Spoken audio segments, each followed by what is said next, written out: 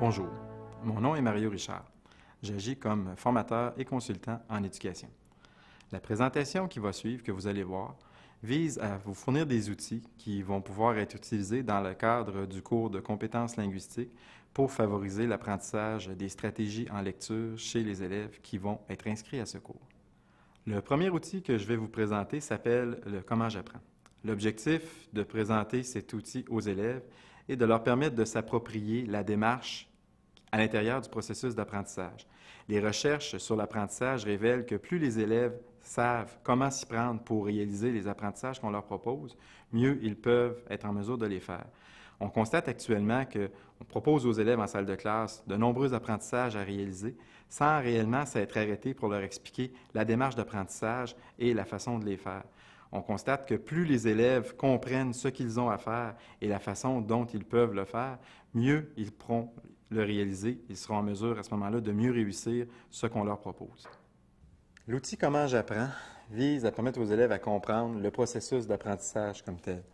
La meilleure façon de leur présenter est de le faire comme si on était face à eux. Donc, c'est ce que je vous propose de faire. J'imagine que j'ai un groupe d'élèves devant moi et je leur présente l'outil pour qu'ils puissent le mieux possible comprendre, puis voir ensuite de quelle façon ils vont pouvoir l'intégrer et l'utiliser. Dans cette perspective-là, ce que je me propose de faire, c'est aussi d'adapter mon vocabulaire. Puis je vais peut-être utiliser certains termes qui ne respectent pas toujours les conventions linguistiques. L'idée, c'est quand on travaille avec un groupe d'adolescents, plus on est en mesure d'adapter notre langage, notre vocabulaire à ces élèves-là, bien mieux à ce moment-là, ils vont être en mesure de saisir, puis on va être capable de les rejoindre plus. Donc, le vocabulaire, le langage que je vais utiliser, c'est un vocabulaire qui s'adresse directement aux élèves et non pas nécessairement un vocabulaire qui est plus académique. Donc, si j'avais un groupe d'élèves devant moi, je procéderais de la façon suivante. Donc, bonjour, vous arrivez ici ce matin, dans le cours de compétences linguistiques, premier cours aujourd'hui, avec votre expérience, votre bagage. Donc, à partir du moment où on veut être capable de comprendre comment s'effectue l'apprentissage, la meilleure façon de le faire, c'est de regarder la démarche qu'on va avoir à faire. On a ici une affiche qui s'appelle le Comment j'apprends. Puis cette affiche-là va nous aider à mieux comprendre votre rôle, ce que vous allez avoir à faire dans le cadre du cours de compétences linguistiques qui va se dérouler tout le semestre, mais c'est aussi quelque chose qui va pouvoir vous servir, non pas juste dans le cours de compétences linguistiques, mais aussi dans l'ensemble des cours que vous allez avoir à faire, autant en français, en mathématiques, peu importe le cours, puis peu importe le professeur que vous allez avoir en avant de vous. Donc, vous êtes arrivé ici ce matin, si on regarde le schéma, vous êtes arrivé ici ce matin avec votre bagage. Votre bagage, on l'a symbolisé avec un sac à dos ou un pack-sac. Puis dans votre bagage, dans votre sac à dos, vous avez des expériences qui sont différentes. Chacun des élèves aujourd'hui dans le groupe a des expériences qui sont différentes. Chacune de vos expériences n'est pas la même d'un individu à l'autre. Ce qui fait que vous avez un pack-sac, puis vous avez tous un pack-sac, mais vous avez tous des choses qui sont différentes à l'intérieur de ce pack-sac-là. Notre but, dans le cadre du cours de compétences linguistiques, c'est de vous amener à réussir ce cours-là. Donc ça, c'est le but qu'on vise. À partir du moment où on veut atteindre ce but-là, qu'on veut vous amener à vivre la réussite dans le cours de compétences linguistiques, vous allez avoir des choses à faire comme élève, puis moi, j'ai des choses à faire comme enseignant. À partir du moment où on est capable de travailler en équipe, tous les deux ensemble, l'objectif, le but qu'on vise, qui est de réussir le cours de compétences linguistiques, on va pouvoir l'atteindre beaucoup plus facilement. Donc, pour être capable de vous amener à atteindre le but, qui est de réussir ce cours-là, je vais vous présenter des activités. Puis je vais vous présenter différents types d'activités. Il va y avoir des activités en lecture, il va y avoir des activités en écriture. L'idée, c'est d'essayer de vous aider à mieux comprendre ce que vous avez à lire, puis être capable ensuite de rédiger des textes. Donc, ces différentes activités-là que je vais vous proposer, il y en a peut-être à l'intérieur desquelles vous allez trouver beaucoup d'intérêt. Des activités que vous allez trouver intéressantes, puis vous allez avoir le goût de les faire.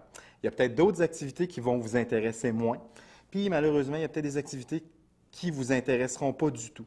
Donc, quand on est face à ça, quand on est face à des activités qui nous intéressent moins, puis dans certains cas qui ne nous intéressent pas du tout, on peut se retrouver en déséquilibre.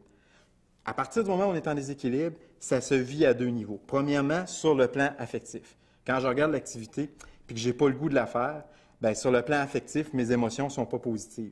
Puis quand je regarde l'activité sur le plan cognitif, au niveau intellectuel, je ne comprends pas ce que j'ai à faire, bien là, à ce moment-là, le danger, c'est que le déséquilibre va m'amener carrément dans le bas de la courbe. Puis le rendu dans le bas de la courbe, j'ai un choix à faire. Puis le choix à faire, c'est deux possibilités.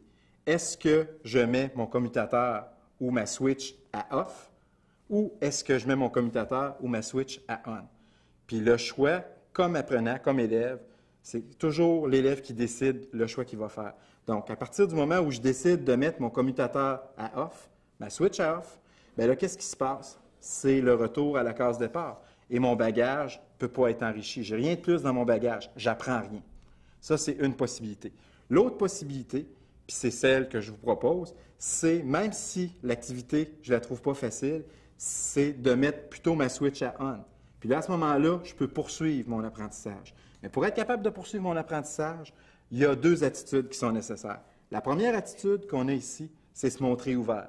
Se montrer ouvert, on pourrait expliquer ça par il faut accepter de l'aide, il faut accepter de s'entraider, il faut accepter l'aide de l'enseignant, il faut accepter aussi l'aide des autres élèves autour, parce qu'il y a des activités qu'on va faire en grand groupe, il y a des activités qu'on va faire en sous-groupe, puis il y a des activités qu'on va faire aussi en individuel.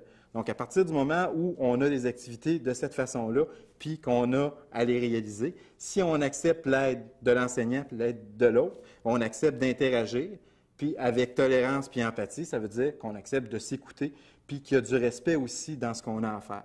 Ça, c'est la première attitude. Donc, accepter de se montrer ouvert, l'entraide. Deuxième attitude, c'est chercher à comprendre. Ça, on pourrait traduire ça par s'essayer. Il faut essayer ce qu'on nous propose comme activité. Puis essayer, ça veut dire quoi? Ça veut dire participer avec implication puis application. Dans le fond, ce qu'on pourrait dire, c'est que quand on a quelque chose à faire, on essaye de le faire du mieux possible. On pourrait dire tout ce qui est à faire mérite d'être fait puis mérite d'être bien fait. Donc, une fois qu'on accepte aussi de s'essayer, bien là, ce qu'on peut faire, c'est qu'on peut remonter en haut de la courbe, puis là, on est capable d'atteindre le but qu'on s'était fixé au départ. Dans ce cas-là, notre but, c'est de réussir le cours de compétences linguistiques. Puis une fois qu'on a atteint notre but, là, ensuite, on va s'arrêter. Puis on va se poser une question. C'est-à-dire, c'est quoi l'essentiel à retenir dans les activités qu'on va avoir faites? Puis ça, on appelle ça objectiver. Objectiver, ça vise quoi? Ça vise à être capable de savoir qu'est-ce qui est à comprendre, puis c'est quoi qu'on va être en mesure d'utiliser à l'intérieur du cours. Parce qu'il y a des choses qu'on a appris, ce qu'on va vouloir faire, c'est bien les comprendre pour être capable ensuite de les pratiquer. Puis plus on va pratiquer, par exemple, les stratégies de lecture ou les stratégies d'écriture, plus on va être en mesure de les maîtriser. Et là, on va avoir quelque chose de plus dans notre bagage après qu'avant. Si vous regardez le pack-sac, il est plus plein. Et là, on peut enrichir à ce moment-là notre bagage, autant au niveau des émotions. Si on vit des succès, on va être content, on va être fier, qu'au niveau des connaissances, des stratégies, on va apprendre des nouvelles façons de faire pour être en mesure, à ce moment-là, de mieux comprendre puis de mieux écrire quand on a des choses à écrire.